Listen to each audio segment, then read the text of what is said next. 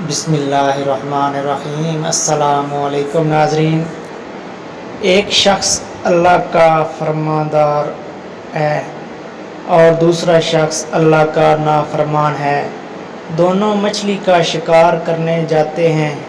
ایک اپنے بتوں کا نام لیتا ہے اور جال پھینکتا ہے، اس کی جال میں مچھلیاں آتی ہیں۔ دوسرا اللہ کا نام لیتا ہے اور جال پھینکتا ہے اور اس کے جال میں کچھ نہیں آتا۔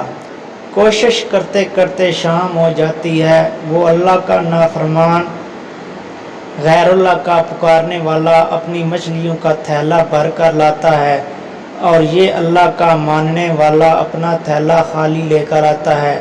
اللہ کا فرشتہ غمگین ہوتا ہے اور عرض کرتا ہے کہ اے اللہ، وہ تیرا نام لینے والا خالی ہاتھ آ رہا ہے اور تیرے دشمنوں کا نام لینے والا مچھلیوں سے بھرا ہوا تھیلا لا رہا ہے۔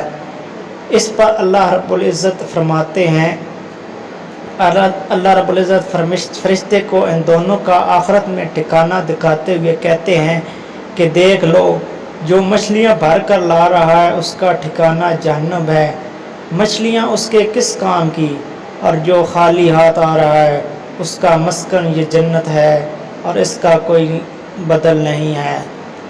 اگر آپ کو یہ ویڈیو اچھی لگے تو چینل کو لازمی سبسکرائب کر دیں اور ساتھ ویڈیو کو بھی لائک کر دیں۔ شکریہ۔